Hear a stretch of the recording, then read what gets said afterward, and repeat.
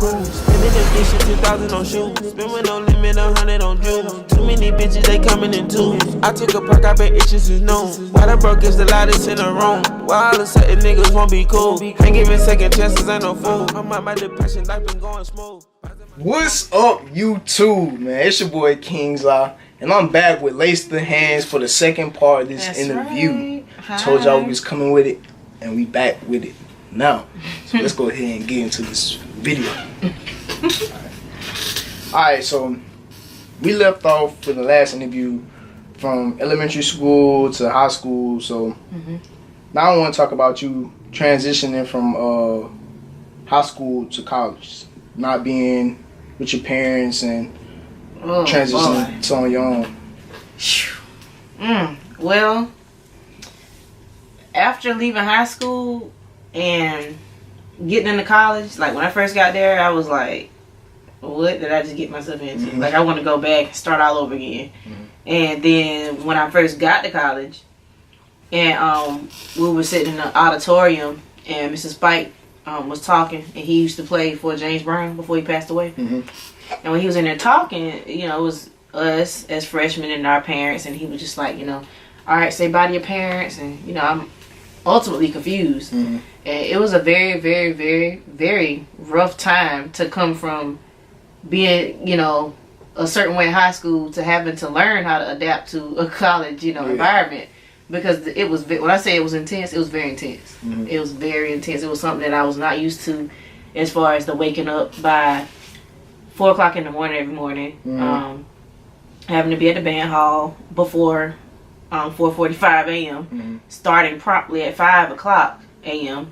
You know, so everything was just like a dramatic change. Yeah, like it was definitely a different experience. Okay, so how was college? I see you went to school in marching college, South Carolina State, marching 101 band. That's right. How was the experience transitioning from high school drumline to college? And school period, because I know that's a whole different. Look, I'm gonna keep it completely real with you. When I first transitioned from high school into college, and I got there, literally the upperclassmen. Okay, so how it's set up is you come in as freshman, and you're there for like a week, 2 weeks, you know, going through the basic fundamentals of camp, and then that following week, the upperclassmen, they come in. So literally the whole time when freshmen are due, it's nothing but the freshmen and the section leaders. So when the upperclassmen came back, it was a plethora amount of upperclassmen that came back. So of course here I am. I'm the only female on the snare line in 2010. You know, not when I crab. And so I'm not talking to anybody as it is because I don't know anybody. You know, and plus I'm just adapting to everything, so I'm just kind of sitting there, standing there rather. And we're outside, and when the upperclassmen came back, they stood beside me in the line, and the guys tried to intimidate me, you know, do little things, you know, on the sly, and none of it fazed me. And it was just always, you know, a thing to where I did a note to self. My note to self was, you know, always stand for something. Don't ever fall for anything. So my note to self was, you know, after following along with that, I didn't let not one person take my spot. Like, no, I was not letting anybody come in and run me out of my spot. You know, just because I'm a female. Because you gotta roll the punches when you know. When you stepping up there with the big dogs, you gotta be, you know. You gotta be up there with them. So. Alright, so saying drumline and all that, so had any did you pledge? I know college has sororities and all that. Did you pledge anything? Most definitely. I surely did. I'm a part of Tau Beta Sigma National Army Band Sorority Incorporated. Shout out to y'all. I'm a part of Bongo Brothers Incorporated, which is my drum section, and Snare Sci-Fi Incorporated. And with Snare Sci-Fi, I'm actually the first female to ever join that organization, and I made it a co-ed organization. So I'm the reason why females are able to join that organization. So saying from elementary school to middle school, high school. Well, I know in elementary school you broke that barrier. Y'all broke the barrier, bringing that to there. So not only being one of the first female snare drum, you broke the barrier in college, being the first female to allow them. Correct. To actually, yeah. So I cherish that because you can never erase history. No matter you know, somebody knows because they read about it. You know, once your name is in that book, And once it's in someone's mind, you cannot erase that. So, you know, it's not for, you know, any recognition or anything like that, but it's just that, you know, legends had to make it possible for us to do what we do. So, you know, I've always wanted to live and become a legend, you know, later on in my life and even at an early age. So I just, you know, I guess ever since I was a child, you know, I just kept the same mentality, and it ended up happening without me trying to make it happen. It just ended up happening.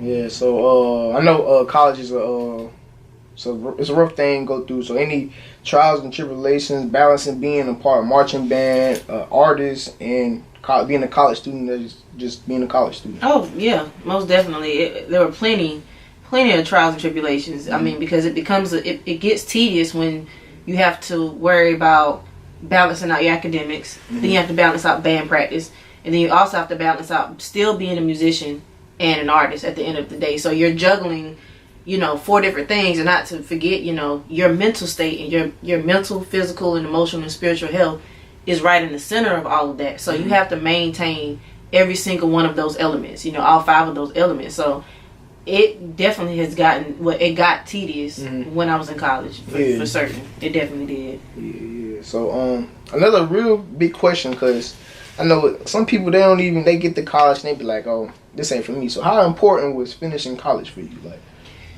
how long did you go to college? How long I was in college for 8 years. I was in undergrad for 8 years, and that was because of, like I said, the trials and tribulations that I did undergo while I was there. It was, like I said, it was rough. It was very rough, you know, from, you know, taking so many different courses, and you know every college has, you know, a certain amount of professors who make it a little more difficult, you know, for them to get through that course. And sometimes the professors will make you retake the course, you know, even though you're putting forth your best effort. So you know, that definitely happened to me. I did slip up my freshman year, you know, from pledging, and you know, I got on academic probation because I didn't have my priorities straight, you know, but I had to snap back into reality and get it together, which that happened. And, you know, basically me going through, like, all of that allowed me to realize how important it was to get my degree. Because, you know, there were plenty of times when I said, I'm not doing this. You know, this is too much. It's taken away from my music, my drive, you know, I don't care anymore, you know, and I was a music major, you know, majored in music industry. So, you know, this is something that I've been doing all my life. I've been passionate about it, and it was sucking the energy out of me. So I'm like, it feels like a contradiction. Like, it's what I want to do, but at the same time, if it takes all of this, I don't want to do it. But then I realized nothing great will come easy, you know, so I had to figure out a way to get through it. The only way to see it through was to go through it. So I just persevered, and I kept pushing, and I knew I had a lot of people looking, you know, looking for me to finish, not for them, but for myself. And a lot of younger women, or younger females that play drums that look up to me, a lot of the younger males, people in college, you know, a lot of people that have spoken to me, you know, they told me, you know, they really, you know, thrive off of my energy. So I looked at it as, you know, if I don't have energy to finish, and I show them that, what's going to happen is, will they take on that influence, and will they not finish school? So I had to find a determination and a willpower to get through, and I found a way to finish. And it's just very important to hold a degree, you know, which, you know, some people decide not to go to school, and that's fine. Some people decide, you know, to go a different route with things, but you know, depending upon what you want to do, you know, it's always great to hold a degree. You always have something to fall back on. Yeah, so I cherish my degree every single day. Like, I really do. I work so hard for that, and I would not take that back. Especially 8 years. That's a lot of time in school. And you had any breaks off from it? I did not take any breaks from my undergraduate experience. Actually, I went 8 years straight, and usually people have to take breaks, but I didn't. Sometimes people take breaks and not go back. So that's good that you stayed on. You had it in your mind, like, you wanted to go through this no matter what happened. You was gonna get through that. So y'all don't know. Some people may know, not all may know. I've been wanting to ask you this from part 1 of this interview. I can't even get it out. Like, I'm so excited because this is my first time hearing about it as well as y'all. So to know, like, how did you get the role in playing in the second part of Drumline in Quad? Well, long story short, when it came to Drumline, there was a friend of mine. Well, before he even contacted me, you know how you see things pop up on social media and you just kind of ignore it, you know? Yeah. So it was a casting call, and I saw it, you know, being advertised about Drumline and saying, you know, casting calls in Atlanta. And so I saw it, and everybody was tagging me in it, and I was just like, yeah, I saw that, you know? Because in my mind, I'm like, this is like American Idol or something like that. Yeah. You know, not to bash those shows, but, you know, I just felt like it was, you know, it wasn't a truthful thing. So after being tagged in it, you know, on Facebook, and then being sent a message about it, and just different forms of fashion, me finding out about it, I was like, what is going on? Why am I still seeing this? Yeah. Why is everybody tagging me in this? You know, so basically what grabbed their attention was it showed that it called for a female drummer, and they needed the female drummer to be somebody to portray the leading actress, you know, her role. So everyone was tagging me in it. So I just, you know, continued to ignore it. I got a phone call from a friend, and he was like, hey, you want to go with me this weekend? I said, what? You know, he's like, yeah, I'm going down to Atlanta. And I was like, okay, what's in Atlanta? You know, so he's like, I'm going to audition for this casting call. Same exact casting call that I've been getting notifications about. And I'm just like, what is it about this casting call? I can't seem to get away from it. So I said, you know what, all right, fine. I said, I'll go down there, I'll ride with you, you know. So I'll go while you audition.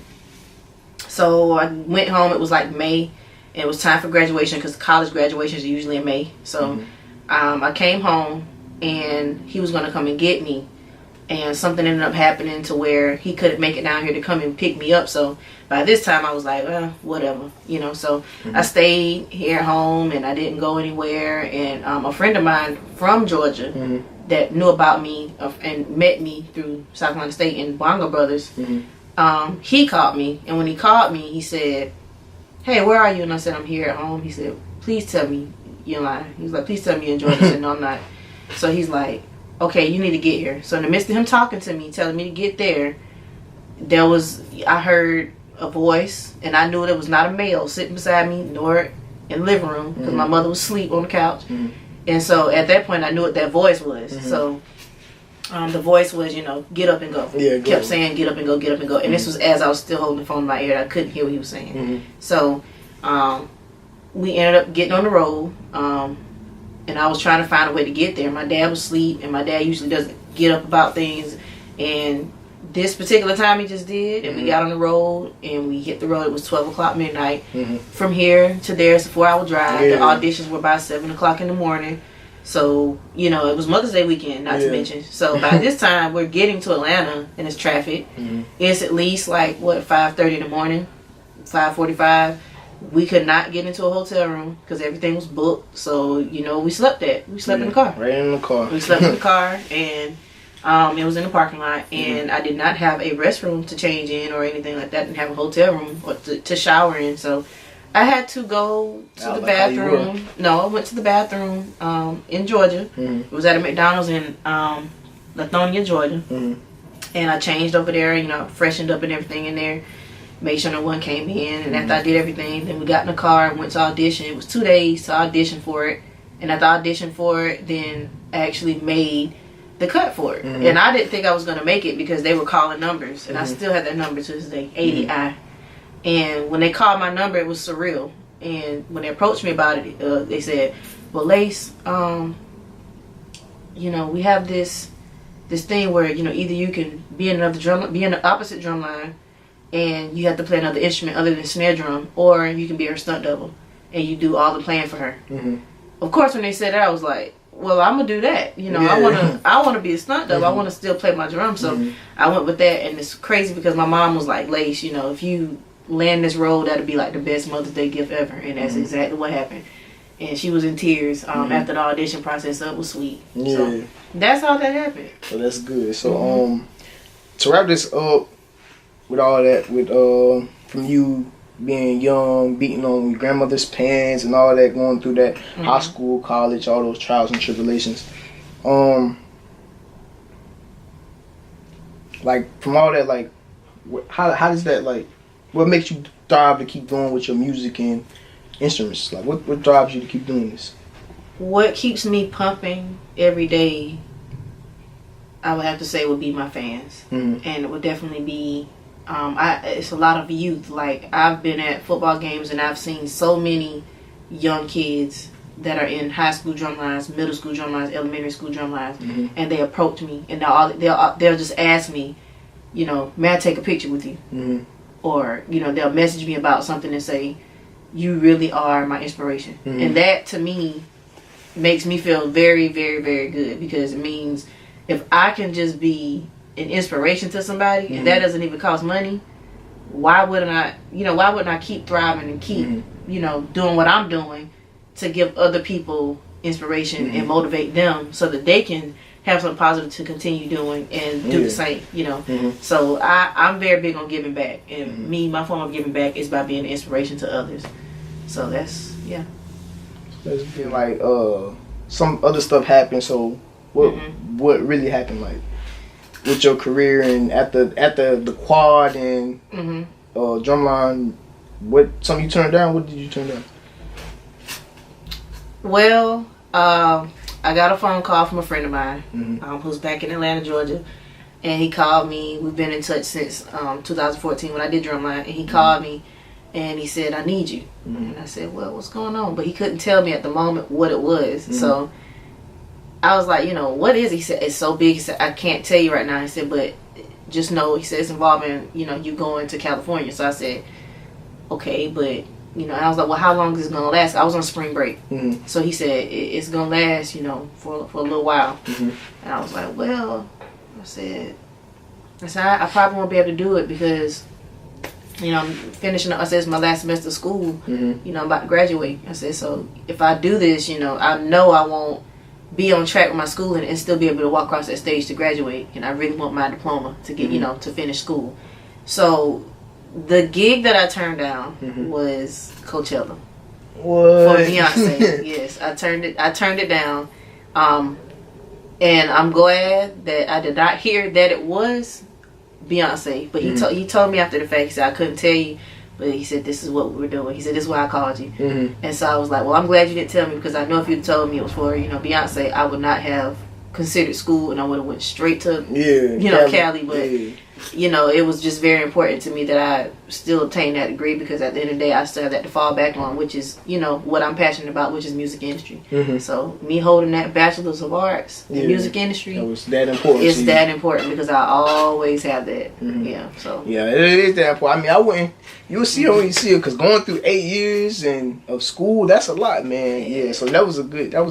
Even though stuff could have sparked off from there, so times happen. So that was good that you set and got your degree. Because, yes. I know some people would have been quick. Like, I know if you probably. If I would have heard that, so help me, I would have been. Give me the first plane ticket. Yeah.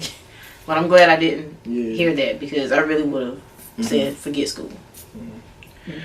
All right, man. Yeah, y'all heard it first with Lace the Hands, man. This was the interview, part 2. Y'all make sure y'all follow her on all her social medias if y'all want to get at her. All of that. Y'all make sure y'all subscribe to her YouTube channel too. That's going to be listed in the description box below. Y'all make sure y'all subscribe to this channel. Hit that bell so y'all be notified when I upload, because I got a lot of more interviews with local artists around here. You do that, like I said, hey, make sure y'all keep in contact with him. Great man. He's out here doing positive things. Like I just said, you know, I'm big on supporting the youth. I'm big on giving back to the community. Y'all need to do the same. You'd be surprised what you get back in return.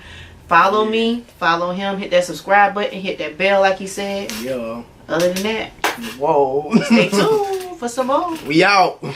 Won't be cool. Ain't giving second chances, ain't no fool. I'm out my depression, life been going smooth. Rising my session back and through the roof. You gon' make some money, book me for a show. Most of my classmates thought I was a joke. Now look at their faces, I done gave them hope. New phantom, I'm like I need me one of those. I built my name.